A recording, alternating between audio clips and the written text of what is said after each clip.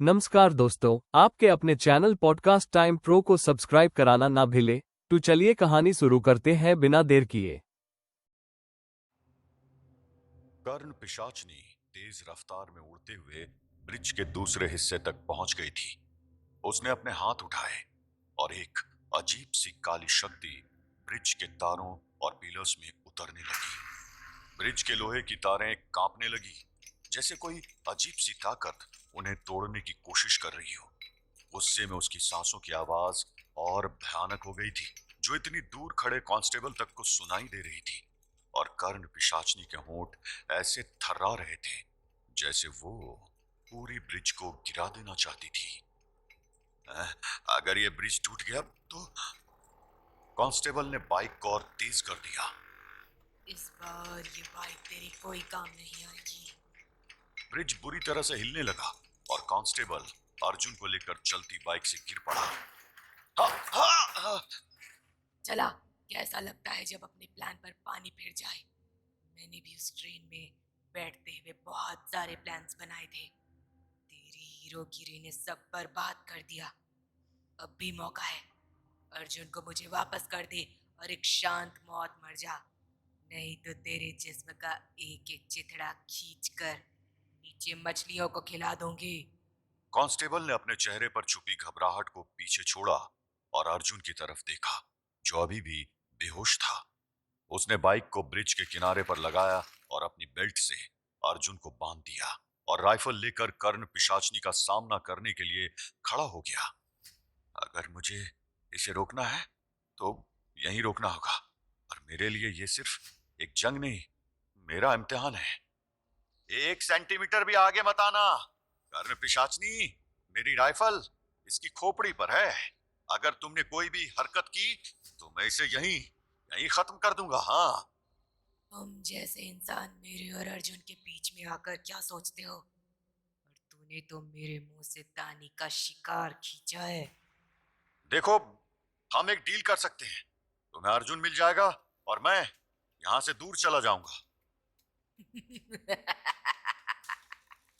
तू मुझसे डील करेगा? सौदा बराबरी के लोगों के बीच होता है। कर्ण पिशाचनी ने अपने हाथों को ऊपर उठाया और उसके बाल से निकलते हुए काले धागे जैसे तार अर्जुन और कांस्टेबल की तरफ बढ़ने लगे, जैसे वो उसे खींचने की कोशिश कर रही थी। उसके चेहरे पर एक भयानक मुस्कुराहट थी, जैसे उसने अपनी जीत को पा लिया हो। नहीं, तू उसे वापस नहीं ले जा सकती। अगर तू सोच रहा है कि गंगा में कूद कर तू बच जाएगा, तो उसका मौका तुझे नहीं मिलेगा। मैं तुझसे अर्जुन को भी लूंगी और तेरी मौत भी। कांस्टेबल के पास अब कुछ ही सेकंड का वक्त था, या तो आर या पार। उसने उछलकर बाइक को सेल्फ स्टार्ट करके गियर में लगाया और अर्जुन को बाइक सहित ब्रिज के टूटे हिस्से की तरफ बढ़ा दिया और खुद ब्रिज की दूसरी साइड में कूद गया। नहीं, अर्जुन। फिर मिलते हैं कर्ण पिशाचनी। अब कर्ण पिशाचनी के सामने एक चॉइस थी, या तो वो अर्जुन को बचाए या कांस्टेबल को पकड़े। लेकिन गुस्से और भावनाओं में जैसे उसका दिमाग सही काम नहीं कर रहा था। उसने गंगा में गिरते हुए कांस्टेबल के ऊपर एक ज्वाला शक्ति का वार किया। तू एक कीड़ा होकर मुझसे टॉन्ट करेगा? ले मर, बास्टर्ड। कांस्टेबल के शरीर ने जिस सेकंड गंगा को छुआ, उसी सेकंड कर्ण पिशाचनी का ज्वाला वार उसकी छाती से टकराया और वो बेसूध होकर गंगा में समा गया। अब उसके जिंदा रहने की संभावना बहुत कम हो गई थी। वो गंगा के तेज बहाव में आगे बह गया, लेकिन कर्ण पिशाचनी ने एक भूल कर दी थी। ओह नो, इस कांस्टेबल ने मुझे इतना इरिटेट कर दिया कि मैं अर्जुन पर ध्यान ही नहीं दे पाई। वो गंगा में गिर चुका है और कर्ण पिशाचनी के रूप में गंगा को स्पर्श करना बहुत रिस्की है। कर्ण पिशाचनी को उम्मीद नहीं थी कि एक अदना सा सिपाही उसे इतना परेशान कर देगा। पवित्र गंगा में कूदने का अंजाम उसे नहीं पता था।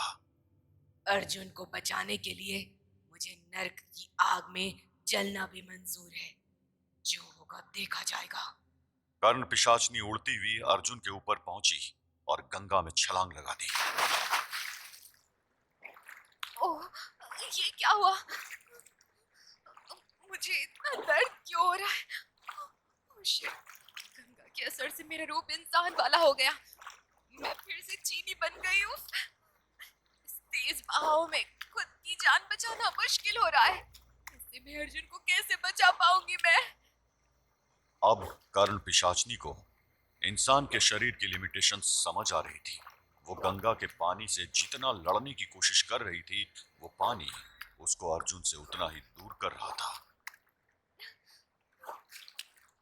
जाने किस घड़ी में उस ट्रेन को तबाह करने की थॉट मेरे मन में आया था। काश मैं गुपचुप तरीके से कोलकाता आकर अपना काम शुरू करती। लेकिन खून की प्यास के आगे मैं सब भूल जाती हूँ। अर्जुन का शरीर अब भी चीनी को देख रहा था, लेकिन वो इतनी दूर जा चुका था कि अब चीनी की उम्मीदें टूटती हुई दिख रही थी।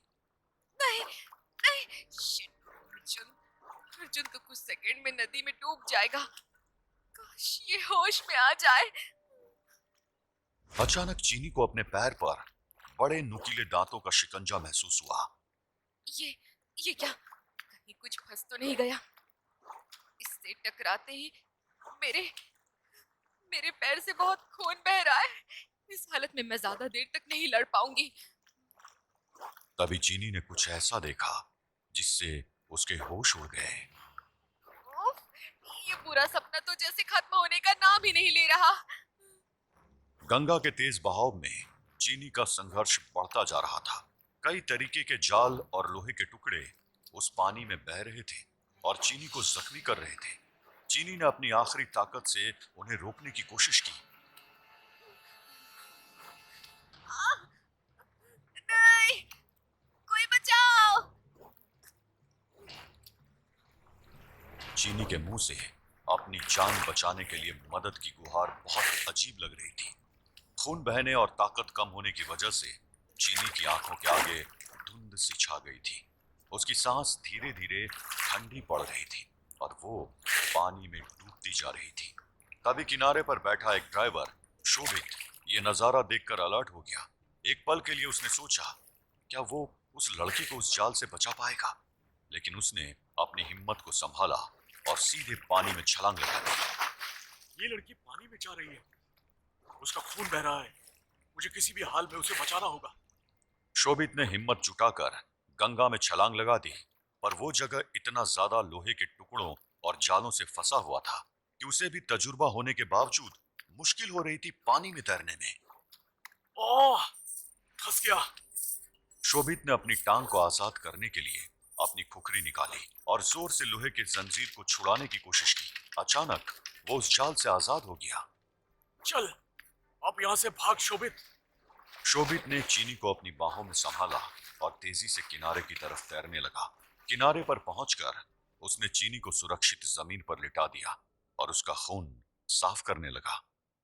इसका बहुत खून बह चुका है, लगता है इसे तुरंत इलाज की जरूरत है। शोभित ने चीनी को अपने कंधे पर उठाया और अपने घर की तरफ ले गया, जहां उसने उसका इलाज का इंतजाम किया था।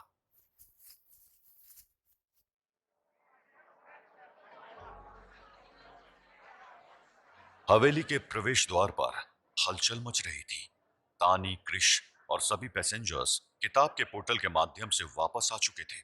सभी पैसेंजर्स अभी तक डरे और चिंतित थे, पर यह शांति जल्दी ही टूट गई। अरे भैया, तुम कौन हो और हमें यहाँ कहाँ ले आए हो? हैं? हाँ, हम कैसे मान ले कि तुम उस चुड़ैल के साथ नहीं मिली हुई हो या कोई आत्मा तो नहीं हो? हाँ, आखिर ये पोर्टल उस स्टेशन से इस अनजान हवेली में हम सब का आना कुछ समझ नहीं आ रहा है। आप लोग शांत हो जाइए।